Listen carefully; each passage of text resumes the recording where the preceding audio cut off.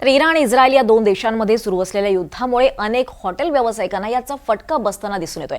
आणि अशातच मराठी सिनेसृष्टीतील अभिनेत्री ऋतुजा बागवे यांच्या हॉटेलला देखील एलपीजी तुटवडा असल्यामुळे मोठा फटका बसताना दिसून येतोय। मुंबईतल्या अंधेरी परिसरात पुढचं पाऊल या नावानं ऋतुजा बागवे यांनी नवीन व्यवसाय सुरू केलाय। मात्र गॅसच्या तुटवड्यामुळे अनेक मेनूमध्ये देखील कपात केली आहे। तरी त्यांनी इंडक्शन विकत घेत हॉटेल सुरू ठेवलंय। अभिनेत्री ऋतुजा बागवे यांच्याशी बातचीत केली आमचे प्रतिनिधी रिजवान शेख यांनी। अखातील देशातील युद्धामुळे अनेक रेस्टॉरंट जे आहेत तो याचा फटका बसताना आपल्याला दिसून येत आहे। अनेक रेस्टॉरंटमध्ये आपण जर पाहिलं तर कुठेतरी गॅसचा तुटवडा मोठा प्रमाणात भासल्यामुळे कुठेतरी अनेक लोक जे आहेत ते आता जे आहे ते इलेक्ट्रिकवरती वळताना आपल्याला दिसून येत आहे, इंडक्शनवरती वळताना दिसत आहे। सध्या मी मुंबई येथील अंधेरी परिसरातील ऋतुजा बागवे जे मराठी सिनेसृष्टीची अभिनेत्री आहे त्यांनी देखील आपल्या अंधेरी परिसरामध्ये फूडचा पाऊल हा रेस्टॉरंट आहे आणि या रेस्टॉरंटमध्ये त्यांनी गॅसचा तुटवडा मोठ्या प्रमाणात भासल्यामुळे कुठेतरी इंडक्शनवरती शिफ्ट झालेले आहे। आपण त्यांची थेट बातचीत करणार आहोत।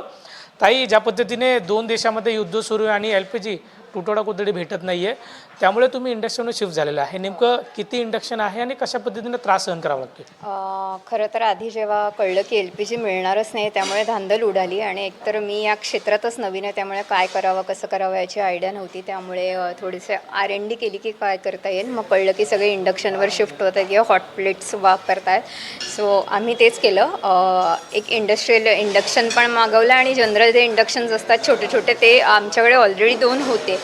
सो हॉट प्लेट आणि ते असं करण्याचा प्रयत्न केला आणि आज इंडस्ट्रियल नवं आलं होतं इंडक्शन, पण ते 5 मिनिटांनंतर शट होत होतं त्यामुळे मग आम्हाला ते नीट वापरताच आलं नाही।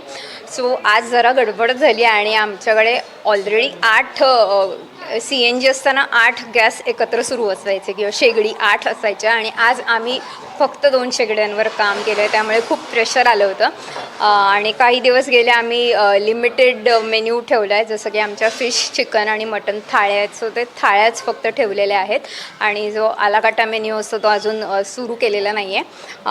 आज आम्हाला असं वाटलेलं तो आम्ही सुरू करू शकू कारण 2 इंडक्शन कमर्शियल मागवले होते, पण तेही ऐन वेळेला त्यांनी दगा दिला त्यामुळे आजही आम्हाला ते सुरू करता नाही आलं आहे।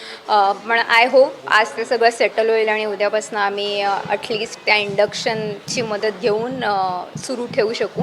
आम्हाला फक्त 1 दिवसाचा लॉस झाला कारण आम्हाला काय करावं कसं करावं R&D करण्यात वेळ गेला आणि मी नवीन असल्यामुळे या क्षेत्रात तसं पटकन मला डिसिजन घेता आलं नाही।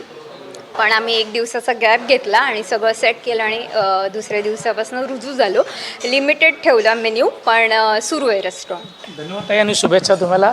त्यामुळे हे होते ऋतुजा बागवे फूड्स पाऊलचेस जे काही मालिक आहे ते या ठिकाणी स्वतः उपस्थित आणि जरी ते मराठी कलाकार असले तरीसुद्धा कुठेतरी ग्राहकांना स्वतः जे आहे ते आपल्या हातातून जे आहे ते या ठिकाणी खाद्यपदार्थ जे आहे ते स्वतः वाटप करायचं। ज्या पद्धतीने 2 देशामध्ये युद्ध सुरू आहे त्यामुळे एक चॅलेंजिंग होता की LPGवरून थेट इलेक्ट्रिकवरती शिफ्ट होणं, इंडक्शनवर शिफ्ट होणं, त्यामुळे कुठेतरी चॅलेंज त्यांनी देखील ॲक्सेप्ट केलेलं आहे। आणि भविष्यामध्ये अशा प्रकारे कुठल्याही लोकांना जे आहे तो LPG तुटवडा भासू नये यासाठी राज्य सरकारच्या माध्यमातून तात्काळ जे आहे ते पर्यायी मार्ग देखील लवकरात लवकर उपाययोजना करून द्यावे अशी देखील या ठिकाणी त्यांनी मागणी केलेली आहे।